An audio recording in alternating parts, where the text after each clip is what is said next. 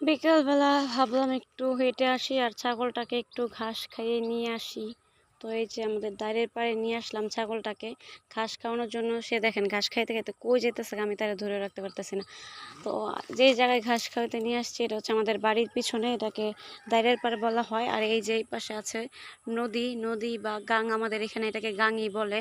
তো এখানে বছরে একবার পানি আসে, কিছু মাস থাকে, তারপর আবার শুকায় যায়। মানে একদম উপরে চলে আসে আমাদের, মানে আমি যেখানে ছাগলকে ঘাস খাওয়াইতেছি এখানে একদম ওই পর্যন্ত যায়। তারপর আস্তে আস্তে আস্তে আস্তে আবার পানিগুলো শুকিয়ে যায়। তো পানি শুকাতে শুকাতে ওই পর্যায়ে গেছে, এবার আমি মানে ভালোভাবে দেখাতে পারছি না। দাঁড়ান আমি ছাগলটাকে নিয়ে তারপরে দেখাবো। তারপরে এই যে এইখানে যে আশেপাশে এই যে জঙ্গল হয়ে আছে দেখতেছেন, এই যে দেখেন মানে কি একটা অবস্থা। আগে এরকম জঙ্গল ছিল না। এই যে এই পাশটা তো দেখেন, আগে এরকম জঙ্গল ছিল না। এখানে আগে সবাই ক্রিকেট খেলতো, বাচ্চারা খেলাধুলা করতো, বড়রা খেলাধুলা করতো। তারপরে মানে সবাই এখানে আড্ডা দিত। ওইরকমভাবে এরকম জঙ্গল হইতো না, পরিষ্কার থাকতো। বাট এখন তো কেউই আসেন না, ধরতে গেলে কেউই না। এখানে আগে সবাই গোসল, থালা বাসন, তারপরে কাপড় চোপড় ধোয়া সব করতো সব। বাট এখন কেউই গাঙ্গে আসে না। তো এই জন্য হচ্ছে এরকম অবস্থা।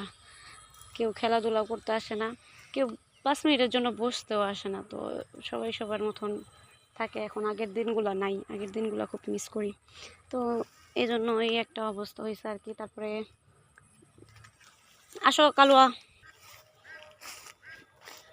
এই যে দেখেন পানি এখন হচ্ছে কচুরি পানা দিয়ে ভরে আছে, একটু পরে এগুলো পরিষ্কার হয়ে যাবে, দেখেছেন। আর এই যে ওই পাশে যে বালুর ইয়েটা দেখতে পারতেছেন, এইখানে এইটা পুরোটাই এরকম দাঁড়ের পাড় ছিল আর কি। তো এরা 1 সপ্তাহ হয়েছে বালু দিয়ে ভরছে। এটা আগে এরকম ছিল না, তাদের জায়গা তারা বালু দিয়ে ভরে ফেলছে, এখন এখানে ঘর তুলবে এই জন্য। তো আমাদের জায়গা বাকি আছে, আমাদের জায়গা কিছু করা হয়নি। আর এই যে আমাদের কালুয়া, সে হচ্ছে ঘাস খাইতে খুবই ব্যস্ত। আমাদের কালুয়ার কিন্তু বাচ্চা হবে, সে কিন্তু প্রেগনেন্ট।